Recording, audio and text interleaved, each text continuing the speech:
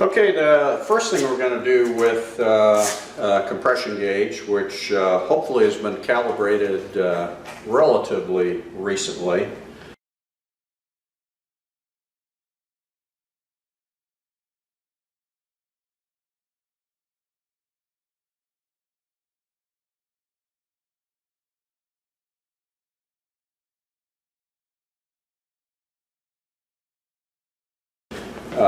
Is this being a big bore Continental, we're going to check the master orifice because this will give us a minimum type pressure. So in order to do that, on this gauge, or on this set, we've got two gauges. This gauge will indicate pressure going in, and this would normally indicate the pressure being maintained by the cylinder. So prior to doing any testing, we've got a pressure source hooked up to it, which needs to be at least 95. In this particular case, we've got 100. That will allow you to bring it up to 80 and allow for some leakage. We're going to make sure that this valve right here is closed. That's the one that would normally run the pressure down to the adapter to check pressure. And this other valve here is what controls the item called the master orifice. Continental spells out in one of their service bulletins how to use this master orifice, but we're going to go through that right now. So what we'll do is we'll turn this knob up, which will bring the pressure up that's coming into the gauge. And then it's going to get a little noisy here. We're going to open this, and then we're going to run this up to where the left reads 80 and read this gauge. And in this particular case, it looks like it's reading about 43. So what this is telling us is the minimum pressure we want to have today on this engine is 43, and that's for the given atmospheric conditions. This particular gauge has a 40 thousandths orifice, and that's good up through about 1,000 cubic inches. Above that, for the master orifice, it would need to be about 60,000. It's not important for you to know that number, but if you're doing a big bore Continental, you do want to run this check. And having checked this out, now we'll be ready to put in the adapter and get the engine set up to check the first cylinder. Okay, to do this compression check, though it can be done where you're actually doing the check and holding the prop, it's always a good idea in the interest of safety to have someone to assist you, because if these things get away from you, they can really whack some bones. Regardless of whether you got help or not, make sure that you're always clear of the arc. If it gets out of your control and that thing starts moving, you can lose an arm or break a bone or something of that nature. So Bill McCoy, head guy from the Coop group here at Independence, is going to assist me. Okay, so we're going to start the compression check. In this particular case, we're going to be doing it on the left bank, starting with 6. Typically, it would be the right bank, number 1, which is the aftmost cylinder on a Continental. I'm going to stick my thumb over the hole, and I'm going to be feeling for air wanting to escape, indicating we're coming up on the compression stroke. So as I come around, well, if you miss it, you just keep on going.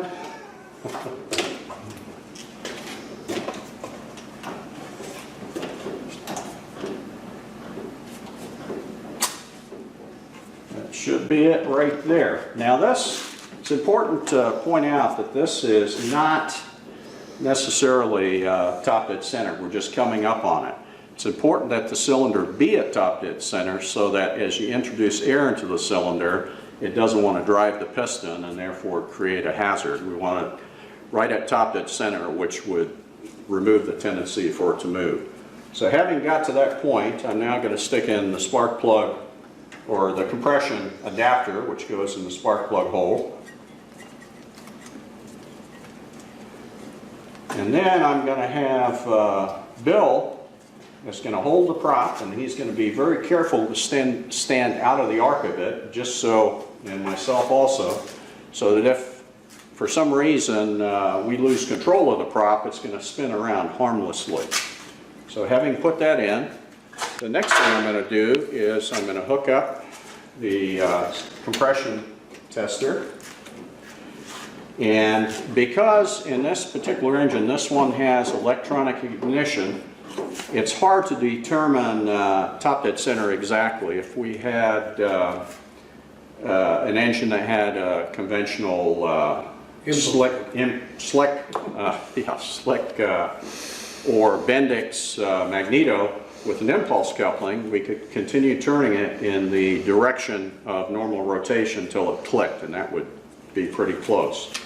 But in any case, on this or impulse couple, the next thing we're gonna do, are you clear of the prop? Yep. And hold it if you would. I'm going to introduce about 20 psi into it. I'm going to open this valve, and that's going to introduce air here, and I'm going to ask my assistant if there's any tendency for the propeller to move. Is there? Is it wanting to stay? Stay. Okay. And then I can start edging it up slowly, still staying where it's supposed to. Good. Now you can see in this particular case, I've got, I haven't hit 80 yet on the left, but I'm not having a whole lot of luck here on the right. So likely what's happening is we have got one of the rings that is not seated. So I'll back off the pressure a little bit. And now I'll assume control of the propeller. I have it, you're clear. And I'll rotate it a little bit and bring it back up. You can see the right gauge will come up as we get the ring seated. If you'd hold it right there. And I'll increase it slowly again.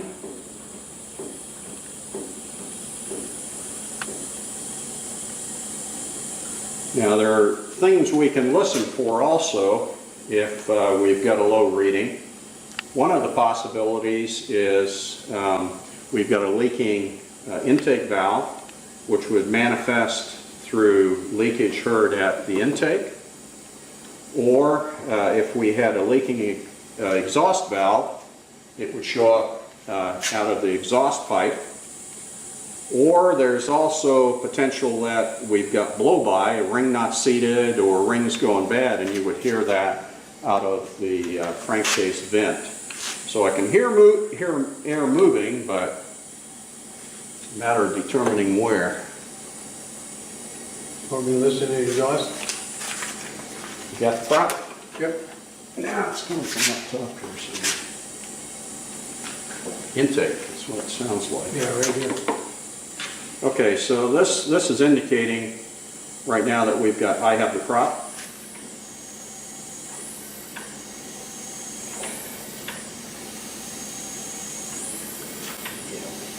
We've got a intake valve that's not seated.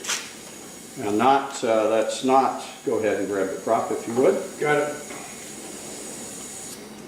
In this particular case, we're not going to be too worried about it because due to the way we're doing this testing, normally prior to doing the compression check, we would have run this engine, and this might just be a bit of carbon caught or the fact that it hasn't been run. So in this case, before we worried about pulling a cylinder or anything, we take it out, give it a good run, maybe even give it a short flight around the pattern, get it all warmed up, and then recheck it.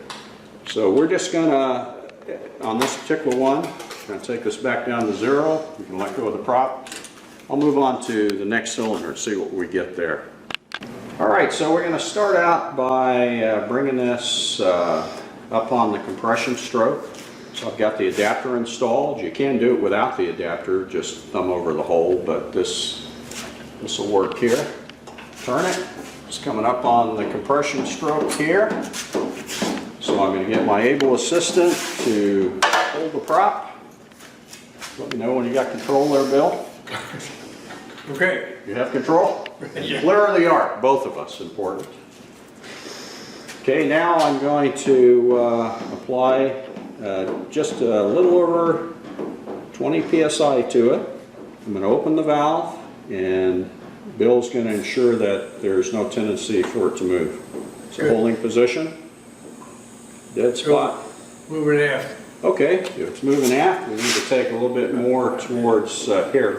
I have the prop now. You got the prop. And so I'm going to pull it to where the resistance, it'll drop out to where there's no tendency to drive it. Right about there. You got it? Got it. And place. Okay, so now I'm bringing the pressure up, and it's still holding, not trying to drive. And as I approach 80, I will now take a look at the pressure here, and we're indicating in the right, we're right around 65 psi. And of course, I'm also listening for escaping air, either from the intake on this, which would indicate intake valve not closing all the way. Any escaping air from the exhaust down here would indicate the exhaust valve stuck open. And if I had sound coming out of the crankcase vent down here, that would indicate I've got blow-by or a ring not seating properly. So 65 on that cylinder. That's a good pressure, particularly given that we're checking this cold. Normally we would do it warm, but for the purposes of this demonstration, we got 65, and that's well within tolerance. It's very important as you do the compression check that you write down these numbers and don't rely on your memory. It's also important, as you do it, you won't necessarily be going through like this. I've got it numbered 1 through 6. And the cylinder I just did was number 4, which was 65. So make sure you're not doing it in the order you're going through the check and get them out of whack. Okay, so now we're showing now how typically we would start doing a compression check. You would typically start on cylinder number 1, which is on the Continental, the back cylinder, which the owner of this aircraft has conveniently marked on the baffling. However, if you did not know which cylinder was which, you can read it off the case halves. It'll show you which one is which. So I got the adapter in. I'm going to turn it to see where I'm starting to get compression. Sounds like right about there. So I'm coming up on compression. Now I've got my assistant's going to hold it, and because I'm not at top dead center, I'm going to hook this up and put just a little pressure in there, about 20 psi. And this, so I get it up to about 20 on the left gauge, maybe a little over. Then I open the valve. Now I'm putting that air into the cylinder, and it's going to want to move backwards because it's not at top dead center. Right there. Okay. Now is it holding there? And so no, not quite there. So we back it off a little bit. And then we should lose the tendency for it to drive as we approach top dead center. How's that feeling? Good. Okay, so now we're coming up, approaching the 80 PS. No, not quite there. You cheater. Don't say that. These props are very sharp. Okay, so we're coming up on 80 now. You good? Yep. It's actually my adapter leaking. I didn't get that all the way tight. Don't worry about me, I'm fine. Okay. Oh, that's a really nice one there, 71. Okay, so as we proceed down this bank, as we've done 1, by going to the next cylinder, the middle one, which is 3, it should just be another rotation of the propeller. So now that we found we're approaching top dead center, I'll hook up my gauge. Enter stage left. Hook up the air, and I've got my able-bodied assistant here.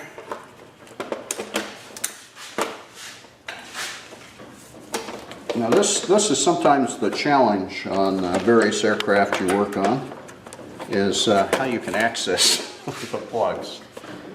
Some will have baffling kind of high. So a thing to keep in mind is if it's not convenient for the top plugs on some aircraft, it might be more convenient to take the compression check from the bottom plugs, and that's certainly permissible. Okay, here we go. So I'm going to come up with about 20 psi, and we're likely going to have to rotate this normal rotation. Well, I guess if I open the valve, there we go. You ready? Yep. Okay. Tendency to move? No. No. Coming up? No. Open a little bit, Okay, so rotate it in the normal direction of rotation. right there. Still holding. Yep. This is one of the things you've really got to be careful of with big bore, not just Continentals, but any big bore engine, because you're pressurizing very much like the cylinder would be firing. Okay, holding okay? Yep. Okay, so now we're at the test pressure of 80, and there's another cylinder at 7. Okay, you can release, pressure's off, valve is closed. Okay, so we've got the adapter in. Now we're going to do the next cylinder here. And my assistant is going there. It's like getting hard, should be. Whoops. Take it back. So I think I missed it. Here, let me run it through for the feel. Okay. So right about there. Yeah. All right, so I'll make sure my gauge is off. That's always very important. You want to be careful that you don't have the valve open. If you got air coming through it and you hook it up, it's a surprise not only for you, but your able-bodied assistant.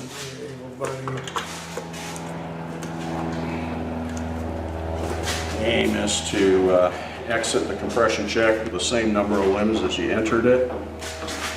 All right, so here we go. I'm going to put about 20 psi on it, open the valve, and I suspect we're going to have to come around. Should have a little bit of tendency to move, no? No.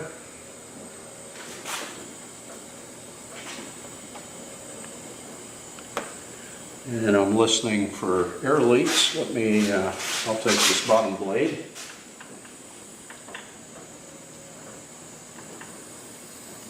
What I'm doing now is, it appears that perhaps the rings were not in the bottom of their lands.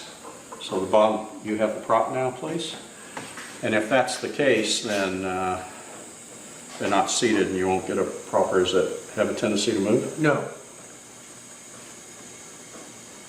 Okay, there we go. Now the ring, what happened here initially was, it was down real low, I moved it, and to seat the rings, and you can see this right needle, and I don't have much pressure on it when I'm doing that, the right needle come up. Now I'm advancing towards the 80, and as I started coming up, all of a sudden the needle took a jump, and that was a ring seating. So there we go, we're good at 68. So don't be alarmed if you got one really low. Sometimes just a matter of moving the propeller back and forth a little bit, or having your assistant do it, and watching the right gauge. You can see it come up. And in this case, I did get it coming up a little bit, and then after Bill was holding the prop and I continued to increase, suddenly the needle in the right, you could see it take a marked jump, and that was likely a ring sliding down into the bottom of the land. And in this case, we got a good reading at 68. Go ahead. Okay, so for this, we're going to be checking the timing on this Cessna 185. This will be conventional. It's a magneto-powered aircraft. So what we've done in preparation for the timing, normally we would have done a compression check prior to this. All the top plugs are removed, so we'll be able to turn the propeller relatively easily without fear of the engine starting. And we've got the ignition turned off, keys up on the dash, or in this case it's hanging on one of the engine control knobs. And so now I'll take time to set up the equipment on it, and then I'll do an explanation of what's involved there. So we're going to be timing this engine, and there are a couple of different ways you can do it. There's an item you can put on the nose of this called, commonly called a flower pot, which is a mechanical version of what I'm going to use. Mine is more like a electronic level. So this is held in place. Flower pot would be in very much the same position, or put on the same way. And this particular one uses an electronic level that fits in there. and accomplishes the same thing in the flower pot, which will have a circular scale and a hanging a weight and a needle to indicate.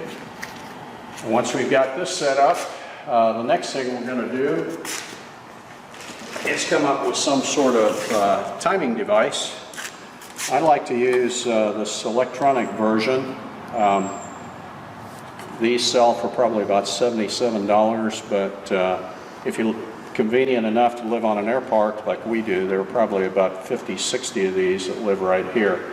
This one is set up to where it has a light for each one of the magnetos, and it also has a tone associated with each one of the lights.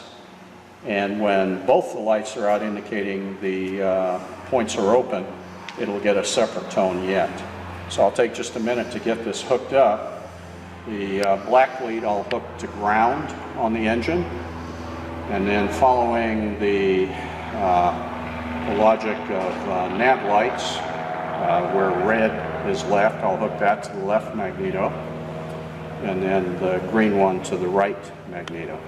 So give me just a minute to get this set up. Very good.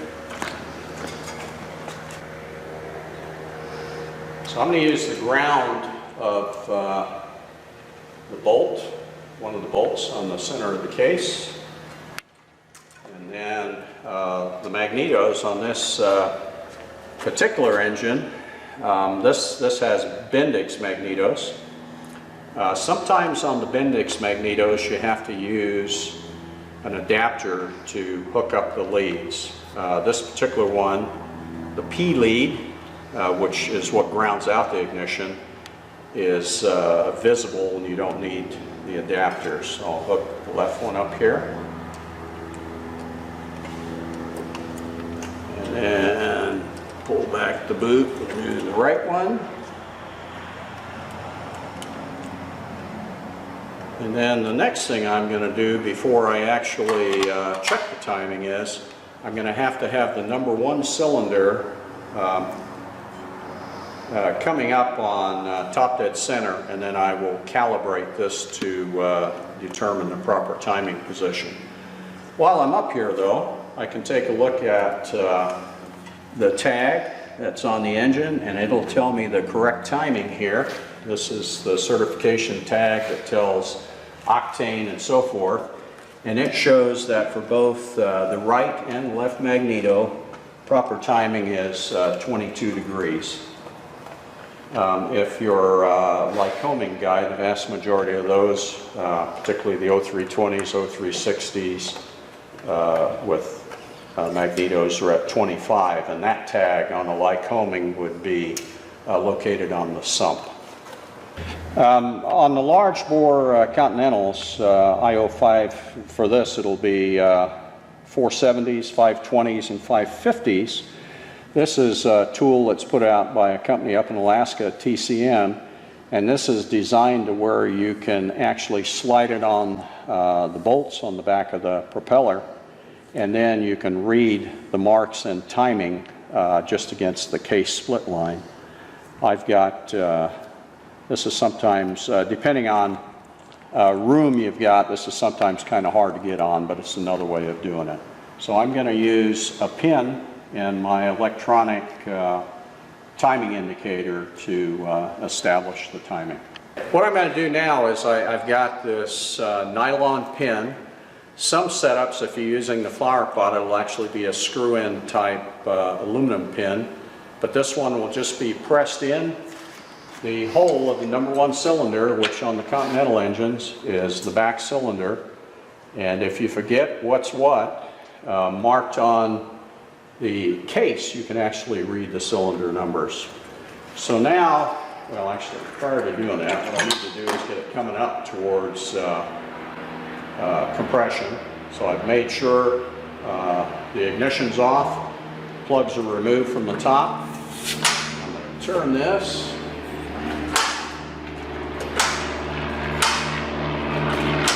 Okay, hold it.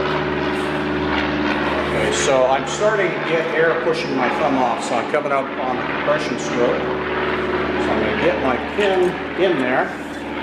I'm going to step around to the front of this,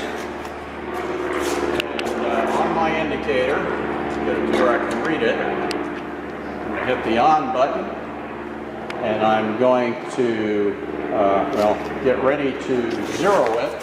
So now I run the prop in the normal direction until I feel this pin starting to be pushed out. And the number right now is not so important. Just got it on. And so right about there, it's touching the pin. Now I come to this, I'm going to rotate it again, sorry. And with it on, now I'm going to zero it. And this is just a reference. It has no bearing on anything at this point. Now I'm going to pull this pin out, and I'm going to continue rotating the cylinder. And this would be the same thing I would do if I were using the flower pot type timing indicator. So what I've done is, initially I brought the piston up to where it touched this. I set that to 0. I pulled this out, I continued rotating, so now the piston's starting down. I'm going to put the pin back in, and I'm going to run the engine or the propeller back to where it touches from this direction.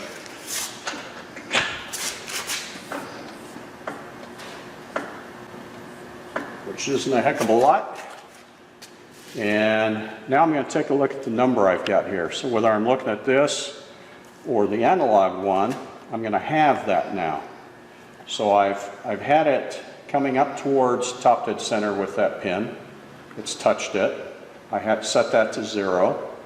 I pulled the pin out and then continued to where the piston started going down, put the pin back in and brought it up, and that's how many degrees the crankshaft moved. Now I'm going to have that.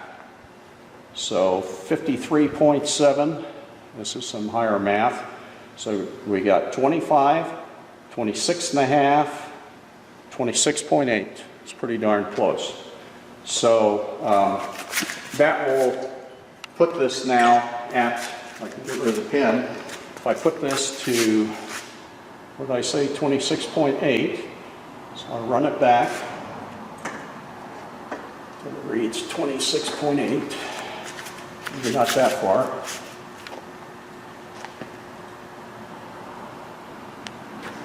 This is very sensitive, so you can't have anybody working on the airplane while you're doing this, whether you're looking at this one or the other style, the flower pot. As you get close, you can sometimes just bump it to get it down. See, I'm pretty close.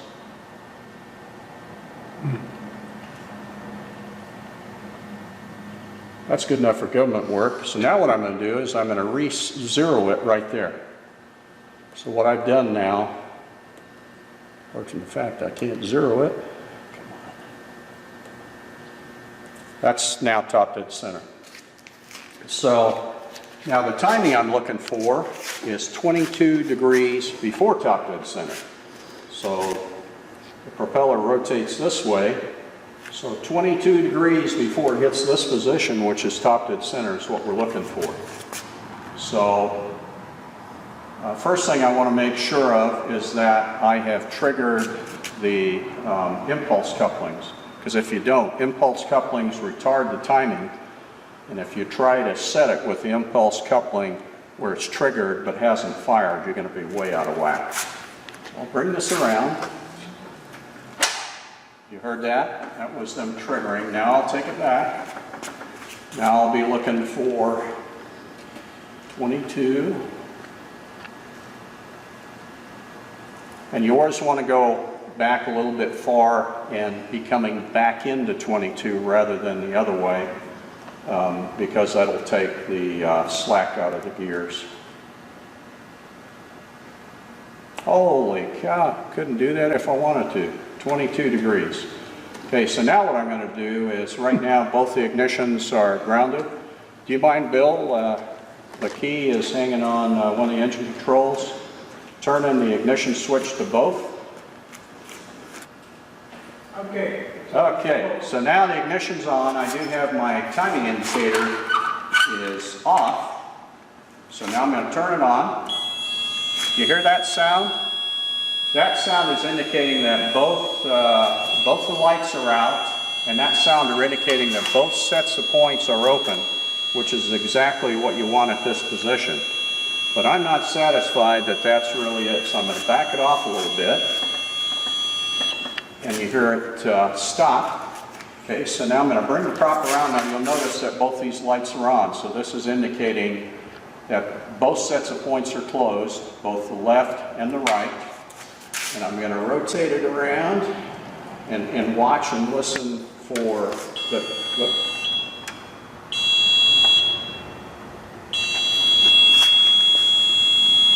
And I think I set this timing last year and I did pretty good apparently.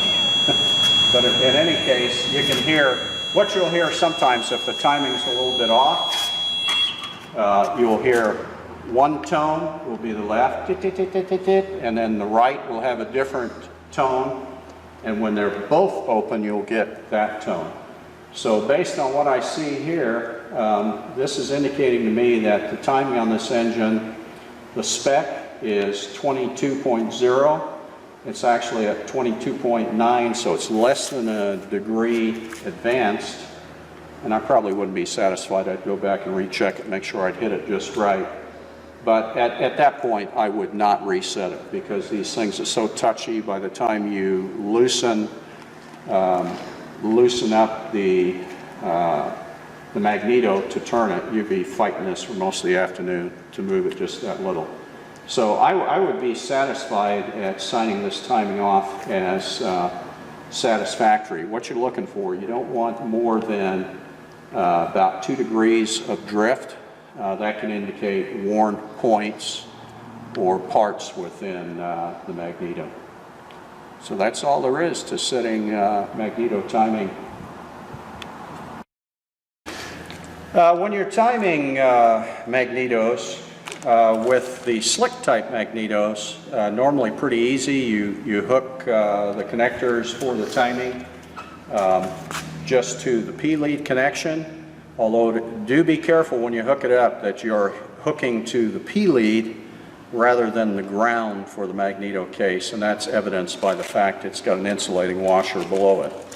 Now with some Bendix magnetos, they require adapters in order to hook up. These particular ones, I've got the connectors hooked right up to condenser, so it didn't require adapters.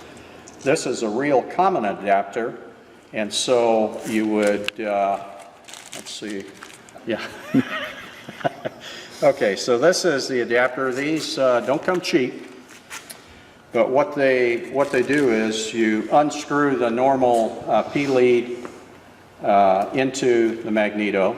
This screws in, and the function of this is it makes contact in there, and if the magneto is configured the way it originally was from the factory, hasn't been rebuilt, Bendix magnetos are designed so that when the lead is disconnected on this type, it actually has a contact that grounds out the magneto internally. So this has dual function. It hits the contact, so you've got something to clip your lead onto, and it also pushes that spring type leaf contact off so the magneto is no longer grounded. And there are about 3 different sizes of this. That right there is probably about $30 worth of parts, Aircraft Tool Supply. Wonderful people, by the way. They sell great tools, service them real well. And there are 2 other types for there's a larger one for the earlier type Bendix mags, and there's also a specific one for the dual Bendix magneto. And that's all there is to it. I wouldn't go out and buy these. There are probably lots of these sitting on an air park or airport right near you.